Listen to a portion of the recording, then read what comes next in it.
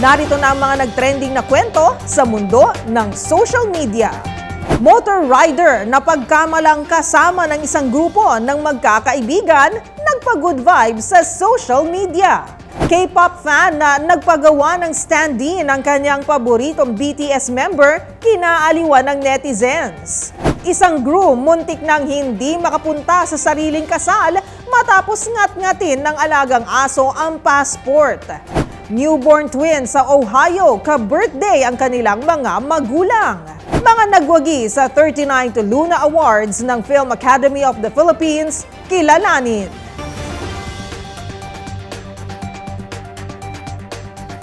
Sure akong ang lahat ng kwento o viral video ay hindi umaabot sa wall mo. At mga trending na hindi mo akalain yun pala ang totoong kwento, kasama ang mga follow-up na ginawa namin sa mga posts na humahakot ng mataas na views, comments, and shares. Kasama ang buong grupo ng TNVS. Trending and Viral Show ang kukumpleto ng buong kwento. Ako po si Karen Oyong at ito ang TNVS. Tuloy-tuloy sa pagbabalita, tuloy-tuloy sa serbisyo, sama-sama tayo, Pilipino.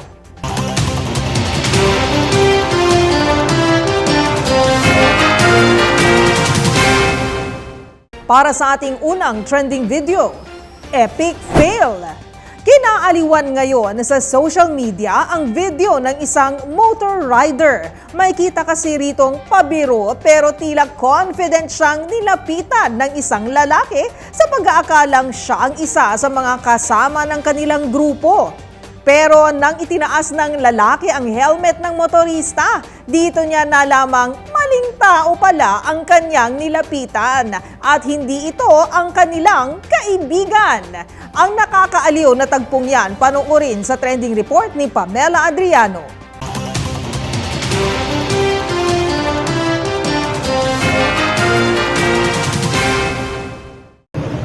Ito na lang kaya kita hintayin sa gilid. Big bike mo, okay nila.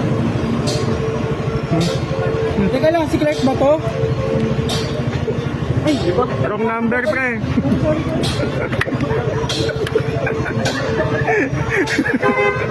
Sige ba? Umabot na sa halos 3 million views at nakakuha na rin ng mahigit 150,000 likes ang video na ito dahil aliw na aliw ang mga netizens sa paglapit ng isang lalaki sa isang motor rider. Akala kasi niya ang motor rider ang kanilang kaibigang si Clark. Pabiro pa nga itong lumapit sa motorista. Pero nang nag-alangan ito, tinaas niya ang helmet ng rider at dito niya napagtantong maling tao pala ang kanyang nilapitan.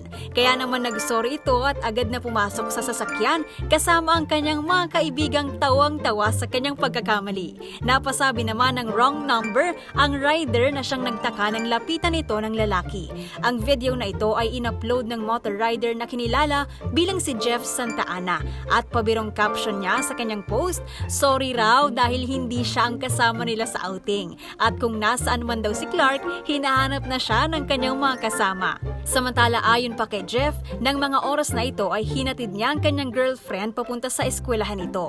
Nagkataon naman daw na doon din nakapark ang sasakyan ng magkakaibigan habang hinihintay nila ang kanilang kasama. Hindi rin daw siya agad nakapagsalita ng lapitan ng lalaki dahil inaalala niya kung kilala niya ito.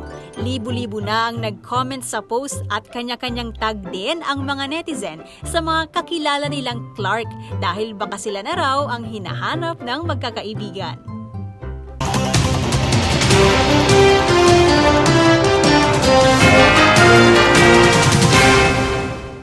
Sa ating next viral story, BTS stand-in.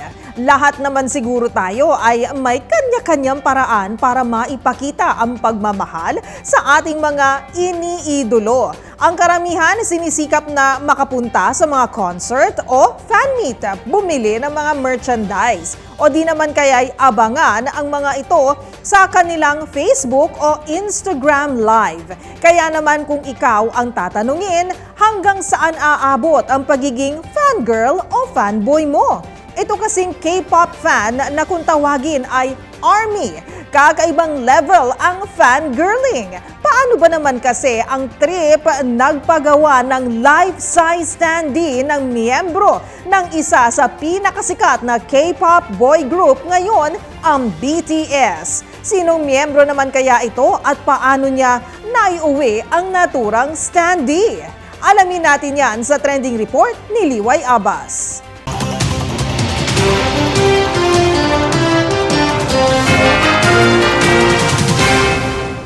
Pagdating talaga sa fangirling, lahat kaya nating gawin, maipakita lang ang pagmamahal natin sa ating mga idol na K-pop artists.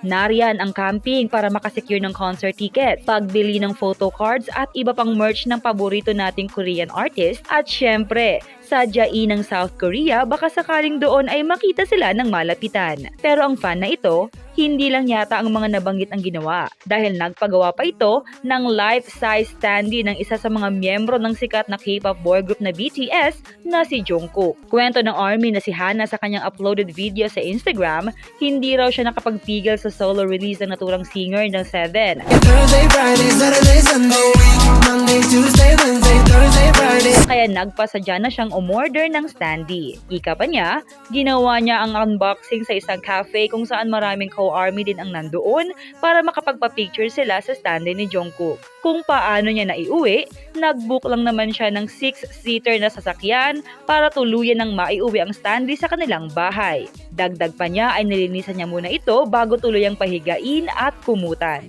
Dahil nga napukaw ng kanyang uploaded video ang iba pang ARMY, ay maraming nagtanong kay Hana kung saan niya ito pinagawa at mukhang sila rin ay gustong mag-uwi ng BTS members sa kanilang mga tahanan.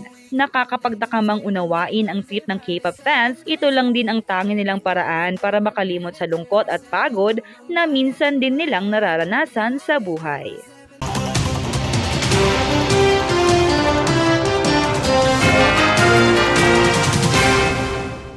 Sa ating next trending story, ARF tigil ang kasal. Kung kadalasan mga ex-lover o di naman kaya ay third party ang sumisigaw ng itigil ang kasal, ibang kaso naman ang naranasan ng soon-to-be husband and wife sa ating kwento. Ang posibleng pagkaunsyami kasi ng kanilang wedding nag-ugat sa alaga nilang aso. Nginat-ngat lang naman ito ang passport ng groom, kaya ang wedding sa Italy baka mapurnada pa. Kung paano ang nangyari at ang kalagayan ng passport, alamin sa trending report ni Millie Borja.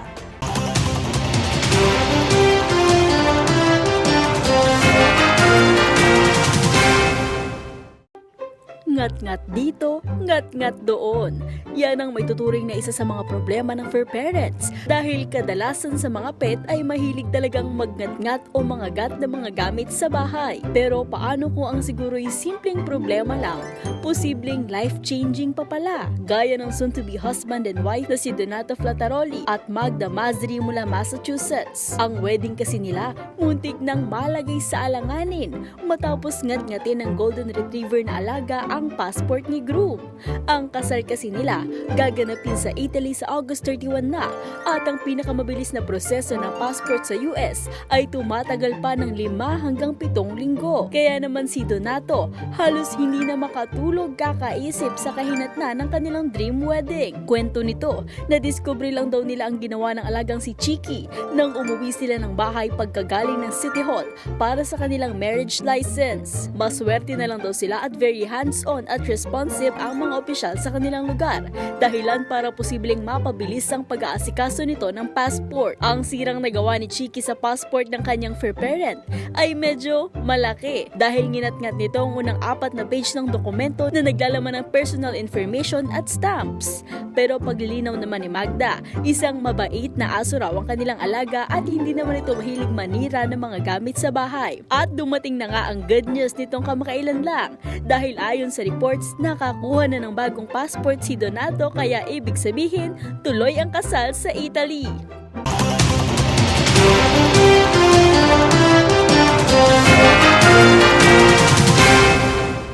Para sa ating next viral story, quadruple celebration? May tuturing na isang pambihirang pagkakataon ang maging ka-birthday ang iyong minamahal. Gaya na lamang ng couple na ito mula sa Ohio na ang birthday ay parehong August 18.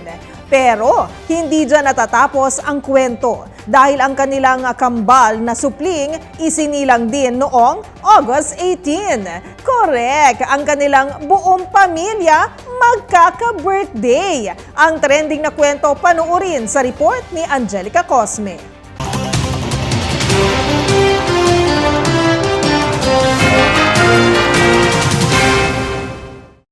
Mula kay tatay, nanay hanggang sa mga anak, August 18 ang birthday? Iyan ang kwento ng isang pamilya mula sa Ohio, USA. Ang magkasintahan kasing si Jose Irvin Jr. at Shera Blair, magka-birthday. Pero hindi na lamang sila ang magkapareho ng karawan ngayon dahil ang kanilang kambal na supling, ka-birthday na rin nila.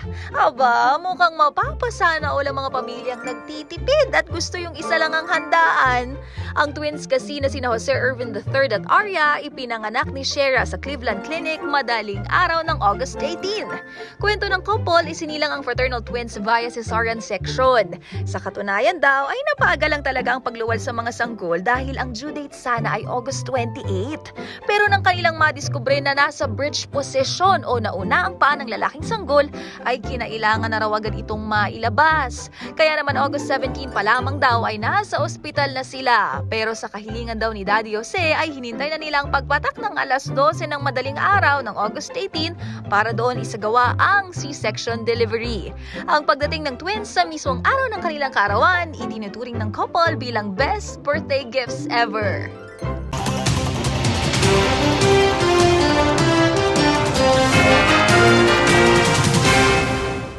At para sa trending showbiz balita, Heaven Peralejo wagi bilang Best Actress sa 39th Luna Awards ng Film Academy of the Philippines. Noel Trinidad nasungkit naman ang Best Actor Award. Ang iba pang mga nanalo kilalanin sa report ng ating Showbiz Angel.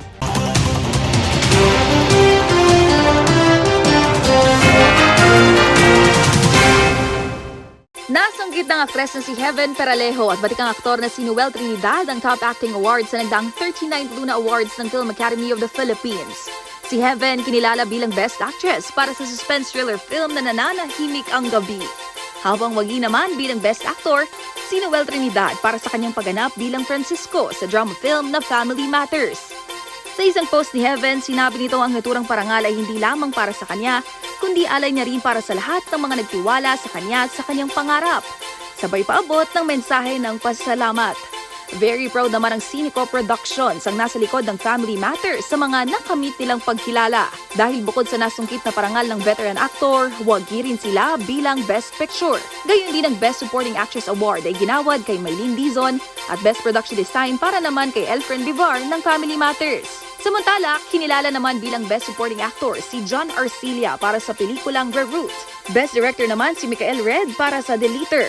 At maliban pa riyan, ginawaran din ng special awards ang ilang personalidad. Gaya na lamang ng aktor na si Leo Martinez na siyang pinagkalooban ng FPJ Lifetime Achievement Award. Gayon din ang multi-awarded cinematographer na si Conrado Baltazar na siyang posthumous awardee para sa Lamberto Avellana Memorial Award. Habang iginawad naman ang Manuel de Leon Achievement Award para kay National Artist for Film and Broadcast Arts Ricky Lee.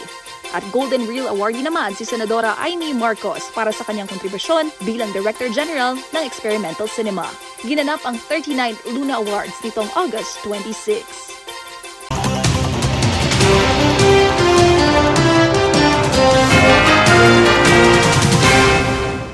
Isa na namang episode ng mga nagpa-wow, kinagiliwan at iba't ibang mga insidente ng mga nag-viral na kwento ang ating napanood. Pero ang pinakatumatak sa aking kwento ay syempre ang nakaka-stress pero nakakatuwang kwento ng soon-to-be married na bride and groom. O diba, kumusta naman ang passport ni Kuya? Nginat-ngat ng kanilang alagang aso.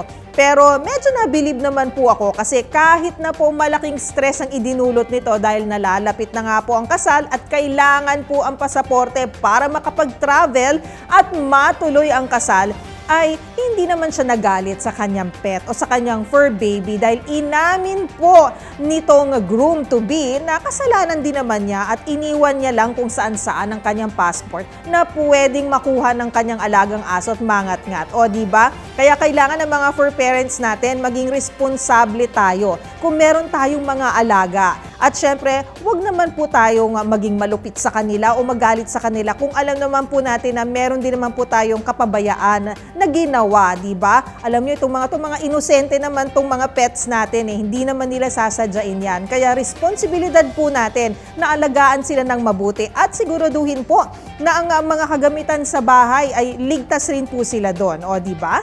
Kaya naman kung meron din kayong mga katulad na istorya, ay i-share nyo na yan sa ating comment section. O kaya na may itag nyo rin kami sa TikTok at DZRH News. At yan ang mga kwento sa likod ng mga nagva-viral na video kasama ang buong grupo ng TNVS, Trending and the Viral Show.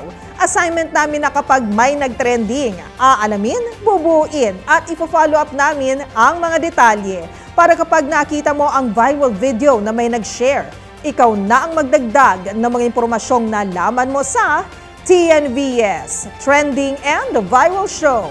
Mula sa kauna-unahan sa Pilipinas, DZRH, ako po si Karen Oyong. Tuloy-tuloy sa pagbabalita, tuloy-tuloy sa serbisyo, sama-sama tayo, Pilipino. Mga trending videos na pinag-usapan at ngayon may matututunan dahil malaliman ang detalyeng ibibigay sa TNVS, Trending and Viral Show. Araw-araw kasama si Karen Oyong.